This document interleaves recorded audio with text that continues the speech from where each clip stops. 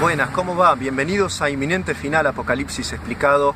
Hoy salimos con una reflexión que queremos permitirnos sobre un hecho que aconteció en el hermano y vecino país de Chile, donde un pastor concurrió a un programa de un señor reconocido públicamente como homosexual y allí se lo invitaba a expresar su posición. Digamos, iba a jugar en terreno enemigo, para decirlo de manera bastante cruda y directa.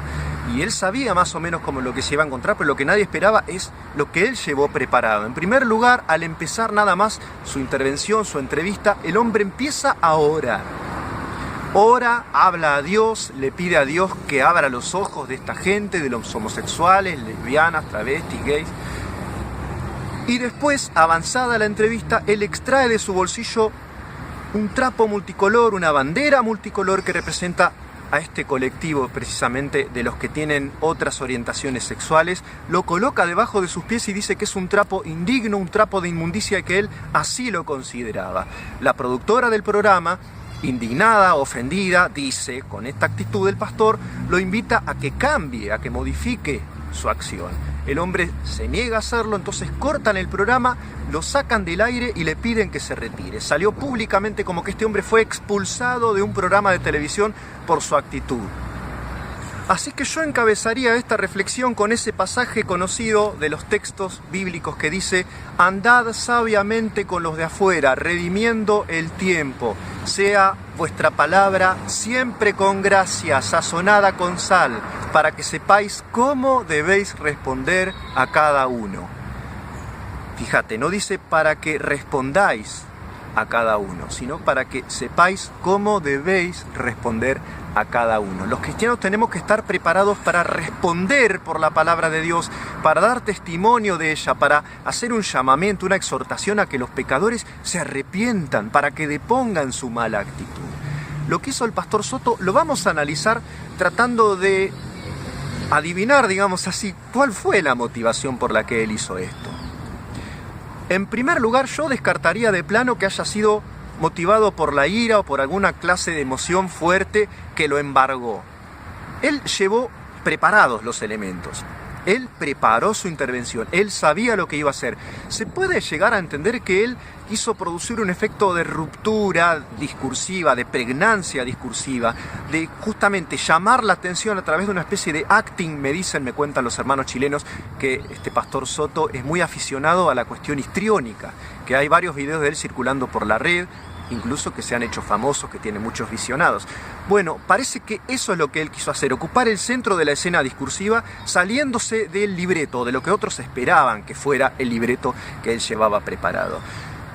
Bueno, hay que decir que si fue preparado, fue planeado, fue meditado, el error que comete, el error discursivo del que nos vamos a ocupar ahora fue doble y lleva un doble sentido de responsabilidad y de rechazo. No estuvo bien, hay que decirlo con todas las letras. En segundo lugar, este hombre pisa un trapo de colores. Esa es la realidad de los hechos que sucedieron. Pero es un trapo, es una bandera que representa a un colectivo de personas que están mal. Están tomando una decisión que los vuelve repudiables ante Dios en su accionar. Dios ama a todos, pero Dios no aprueba ni la homosexualidad, ni el lesbianismo, ni la intersexualidad, ni ninguna de estas cosas. Entonces, cuando él pisa ese elemento simbólico, en cierta forma contradictoria, lo está convalidando. No había por qué hacer eso, esta es la realidad. Soto se equivoca gravemente al hacer esto. Logró despertar simplemente la indignación. Por eso, en tercer lugar, yo quería decir cuál fue el mensaje que dio el pastor Soto al colocar esta bandera debajo de sus pies. De rechazo a la homosexualidad.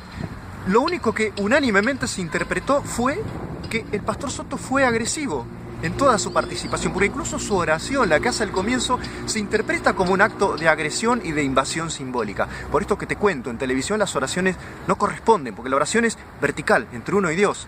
Si uno, en un contexto de horizontalidad, donde tiene que, digamos así, rendir cuentas ante un presentador televisivo o ante un panel, se pone a hablar con Dios. Uno está rompiendo ese contrato discursivo que se establece en la televisión, que es un medio puramente humano, digamos, en cuanto a la comunicación. No quiero decir que no se deba o no se pueda comunicar el mensaje evangelístico por televisión. Simplemente quiero decir que la oración es entre nosotros y Dios, y en un programa donde él concurría como invitado, y además invitado por un conductor que era reconocido como homosexual es un grave error comunicacional, por donde lo mires. Ahora, sigamos interrogándonos acerca de los efectos discursivos de la participación del pastor Soto en este programa. El efecto fue catastrófico, porque si hubo algún indeciso, alguno que no sabe qué hacer con estas nuevas leyes de matrimonio homosexual, gay, lésbico, transexual, intersexual, que se está tratando de impulsar en el país trasandino, si hubo algún indeciso, alguien que no tenía claro, quedó muy mal posicionada la postura cristiana, evangélica, bíblica. O sea, logró este conductor, al llevar al pastor Soto, encasillarnos en el lugar justo en el que precisamente esta gente quiere que estemos. Logró que encajemos justo con el estereotipo de persona intolerante, reaccionaria, mala, violenta, que no sabe hablar, que no sabe discutir, que no se ubica, que no está a la altura de los tiempos. O sea, fue un triunfazo discursivo para el conductor de este programa.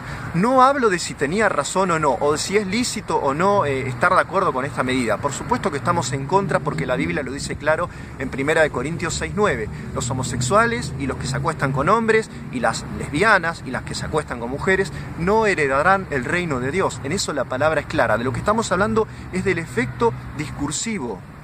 Queda poco pregnante, queda poco impactante presentar el mensaje de Jesucristo sin vueltas, sin actings y sin actitudes de macho alfa o de gallito de riña, y probablemente sí, probablemente a nadie le parezca interesante o sazonada en el sentido humano, mundano, nuestras participaciones, pero nosotros fuimos llamados a representar el carácter de Cristo y hablarle a la gente del amor, de la misericordia, del perdón y de la restauración que solamente Dios puede darle a las vidas. Tenedlo en cuenta. Bueno, yo también voy a atesorar esta lección dada por el pastor Soto para cuando tenga alguna de estas tentaciones a llamar la atención, a ejercer la pregnancia discursiva. Ante todo debo ser un siervo de Cristo y a veces esto a la gente le parecerá aburrido, pero es lo que hay que hacer. Muchas bendiciones y gracias por estar ahí.